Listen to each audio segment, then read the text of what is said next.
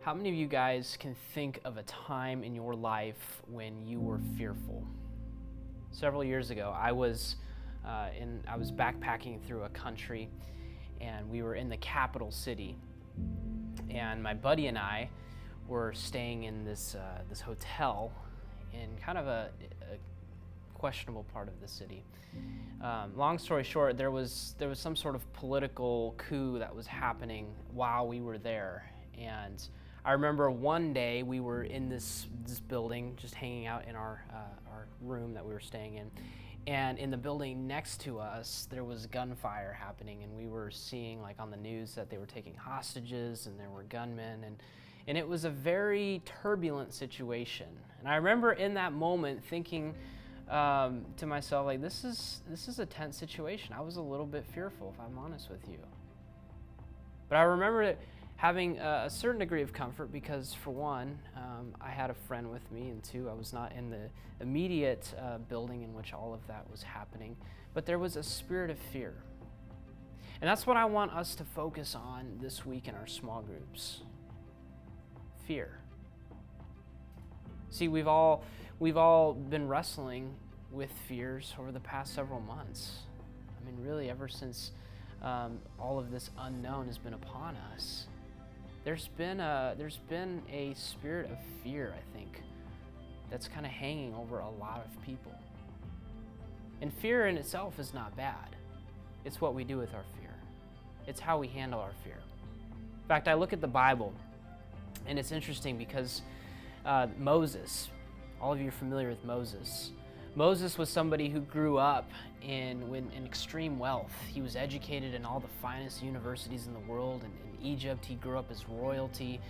And because of the actions of Moses, he had to flee Egypt, and he spent many years in isolation. And it was in this isolation that God called Moses and said, "Moses, you are going to be my chosen person to lead the people, the Israel nation, out of Egypt, out of slavery, into the promised land."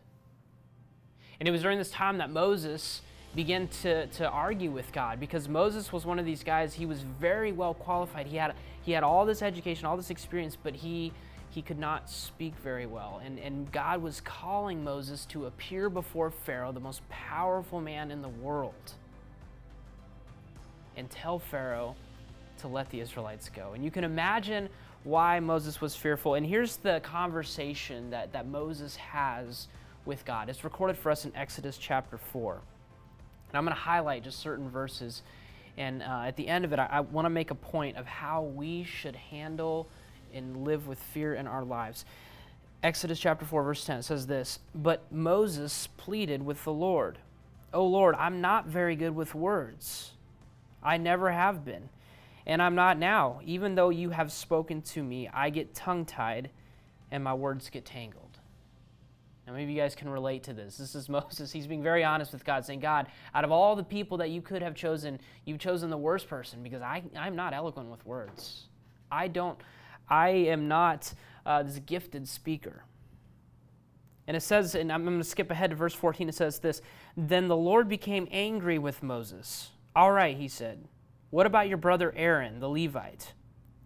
I know he speaks well. And look, he is on his way to meet you now. He will be delighted to see you. Talk to him and put the words in his mouth. I will be with both of you as you speak, and I will instruct you both in what to do. Aaron will be your spokesman to the people. He will be your mouthpiece, and he will stand in the place of God for him. Tell him what to say, and take your shepherd's staff with you and use it to perform the miraculous signs I have shown you.'" Now Moses he's arguing with God, saying, "God, I'm not this eloquent speaker." But here's what the Lord does. He says, "Yes, Moses, you're fearful. Yes, Moses, this is something that's outside of your area of comfort, but I'm going to surround you with somebody to help you." You see, why I love small groups and the benefit that we see in doing community like you guys are doing right now is that we have one another. God did not expect Moses just to appear before Pharaoh alone.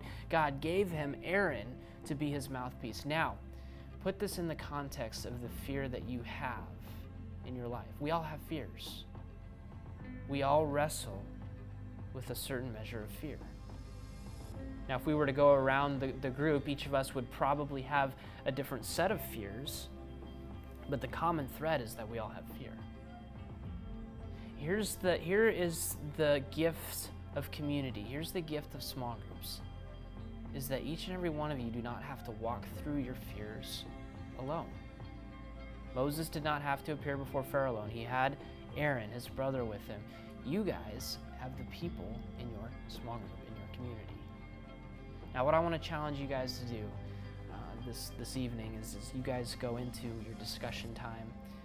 I want to challenge you to begin to identify those fears and to be open and honest with each other.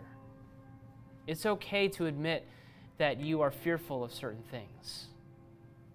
But here's the follow-up to that, and in the subsequent questions that your small group leader will ask, is I want you guys to begin to identify the ways in which you can come alongside of each other to work through those fears.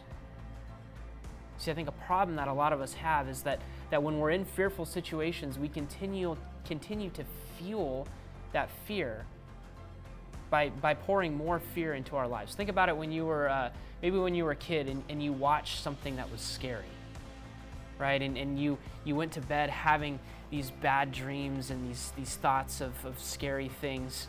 What happens if you continue to watch scary movies? You would have more and more thoughts. What do you do when you're in a situation where you're fearful and you have all these bad thoughts?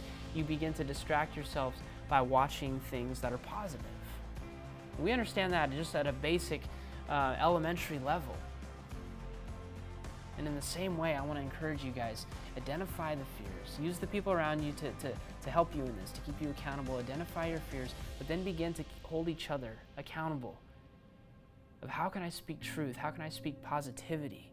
How can I speak the word of God against all these fears that I have? So have these discussions, guys. It's really important. It's really important that we're walking through these seasons of life together.